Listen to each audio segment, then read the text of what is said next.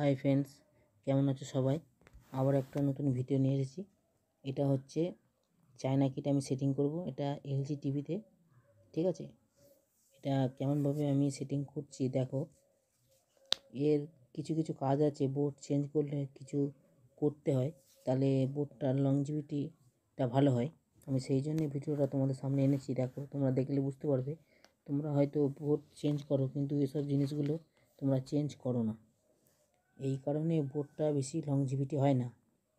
তোমরা যখন board change করবে 21 ইঞ্চি টিভিতে, তখন এসব কাজগুলো করতে হয়।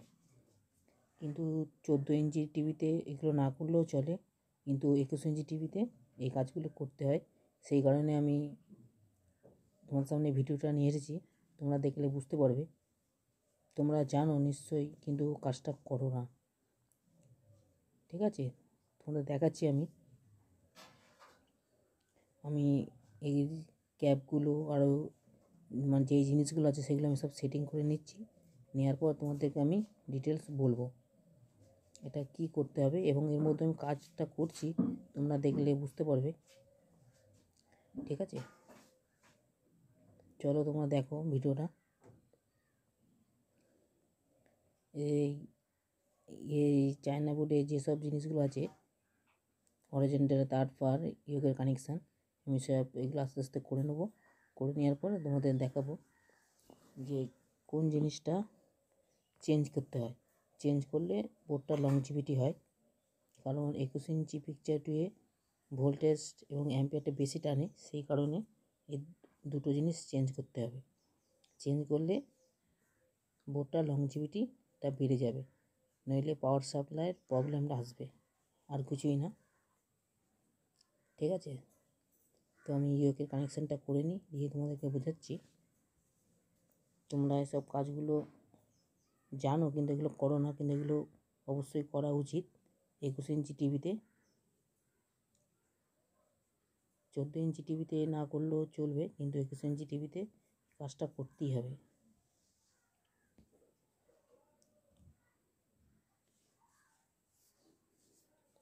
চলো আমি তোমাদের দেখাচ্ছি। আর আমার এই ভিডিওতে আমি প্রতি ভিডিওতেই বলি, তোমরা যারা কাজ শিখতে চাও, নতুন হোক বা পুরনো হোক, আমার পুরো কথাটা শুনবে, তাহলেই বুঝতে পারবে এবং কাজগুলোও দেখবে, তাহলে পুরো পারফেক্ট কাজ দেখাও হবে, শোনাও হবে, বোঝাও হবে। কাজ শেখার কোনো শেষ নেই। আমিও কাজ শিখি এখনও, যতদিন বাঁচবো কাজ শিখব। কেউ বলতে পারবে না যে কাজ সবাই সব জানে, কেউ সবাই সব কাজ জানে না, ঠিক আছে? শেখার কোনো শেষ নেই, এদের লজ্জা পাওয়ার কিছু নেই যে আমি কাজটা জানি, আবার দেখবো কী বৃত্তান্ত। না, সবাই সব কাজ জানে না, আমিও সব কাজ জানি না, আমাকেও শিখতে হয়।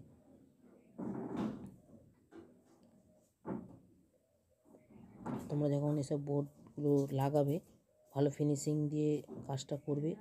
যখন বোর্ডটা সেটিং করবে, বোর্ডটা যাতে না নড়ে চড়ে, ঠিক আছে, সেরকমভাবে ফিটিং করবে।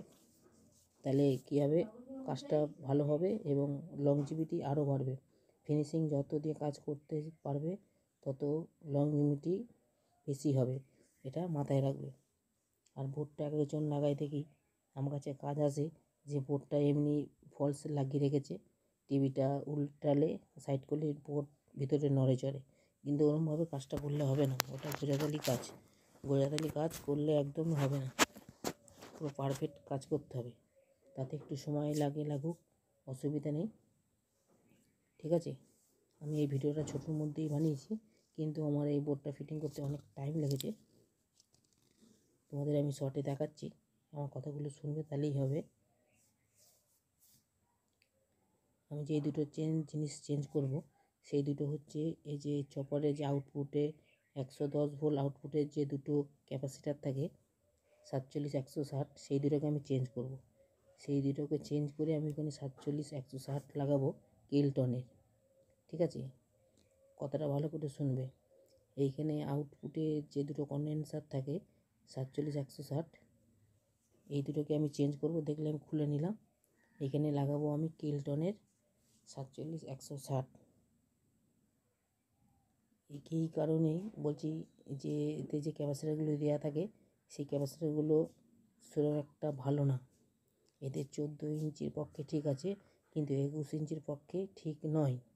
ওই জন্য এগুলোকে চেঞ্জ করতে হয়, কারণ এখানে ভোল্টেজটা হাই, আর এই কম ক্যাপাসিটার লাগানো থাকলে ভোল্টেজটা কিছুদিন চলার পর আপ ডাউন করবে, ঠিক আছে। ভিউ খারাপ হবে, নাহলে পাওয়ার ভিউ বসবে, যে কোনো একটা প্রবলেম হবে। কথাটা ভালো করে শুনবে কি আমি কি বলছি। ওই জন্যে আমি ক্যাপাসিটার দুটো চেঞ্জ করে নিই। চেঞ্জ করে নিলে তোমাদের আর এই বোর্ডের দিকে আর তাকাতে হবে না। বহুদিন যায় এরকমভাবে ফিনিশিং করে কাজটা করলে, আর না হলে এইগুলো বেশি দিন যাবে না, আবার খারাপ হয়ে যাবে, ঠিক আছে। এগুলো একটু মাথায় দিয়ে রাখবে। আমি যখন 21 ইঞ্চিতে মানে কিট লাগাই চায়না বোর্ড, তখন এই কাজগুলো আমি করে দিই। আর একটুখানি শোল্ডারও করে দেবে, যেখানে যেখানে মনে হয় যে না কিন্তু শোল্ডার একটু ডাই আছে, সেখানে শোল্ডারও করে দেবে, ঠিক আছে। তাহলে বোর্ডটা লংজিভিটি হবে। তোমরা এগুলো মাথায় রেখে কাজগুলো করবে, তাহলেই হবে।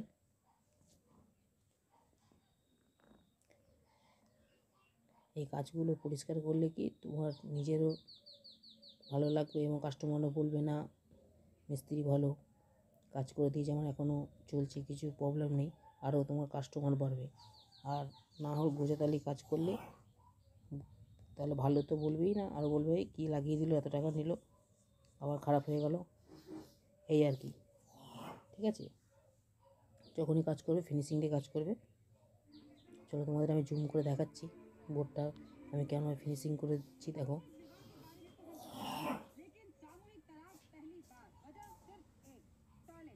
দেখতে পাচ্ছি দুটো ক্যাপাসিটার লাগিয়েছি, এই যে দুটো স্ক্রিন ওভার করে দেখাচ্ছি।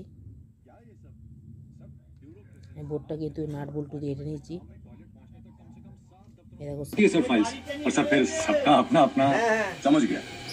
वर्मा, आज एक काम करो, 7 ताले लो और उन दफ्तरों के टॉयलेट बंद करवा दो जहां से ये फाइलें निकलती हैं। 7 दिनों तक कोई দেখলে এটা একটু নয়েজ আসছে, এটা দোকানে কাজ হচ্ছে, এই জন্য কাস্টমার আছে, ওই জন্য একটু হালকা নয়েজ আসছে, ঠিক আছে, কোনো ব্যাপার না। তোমরা তাহলে দেখলে কাজ যখন করবে এরকমভাবে ফিনিশিং দিয়ে কাজটা করবে। দেখছি আমি সব তার দিয়ে বেঁধে দিয়েছি যাতে কোনো না নড়াচড়া করে, ঠিক আছে। তোমরা যখন কাজ করবে পরিষ্কার করবে, পরিষ্কার কাজ করলে কী বলতো আয়ুটা বাড়ে ইলেকট্রনিক্সের। চলো, আমার টিভিটা আমি পুরো কমপ্লিট করে ফেলেছি, এটাও নিয়েছি। এবার তোমাদের সাউন্ড টেস্ট করে দেখাবো, ঠিক আছে, সব কিছু টেস্ট করে দেখাবো, তোমরা দেখতে থাকো। पहले ठंडी से शुरू हुई, फिर गर्म खाने से हो रही थी, तब जाके मैंने डेंटिस्ट को दिखाया। उन्होंने कहा कि आप सेंसोडाइन यूज कीजिए। अब मुझे फ्रिज से कुछ ठंडा निकाल के खाना हो तो मुझे दोबारा सोचना नहीं पड़ता। नहीं आ रही है, मम्मा चाहिए। सर्दी खांसी हो तो हम ममा को बहुत मिस करते हैं, पर विक्स वेपर अब हमें ममा के पास होने का एहसास दिलाता है। विक्स में है कपूर जो खांसी से दे आराम, मेंथॉल जो बंद नाक को खोले, और नीलगिरी तेल जो बदन दर्द और सर दर्द से लड़े, ताकि मिले चैन भरी नींद। कैसा है आप? सुला दिया। विक्स का सर 6।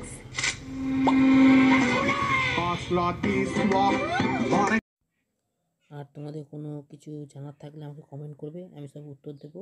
আর আমার ভিডিওটা ভালো লাগলে লাইক এবং সাবস্ক্রাইব করবেন।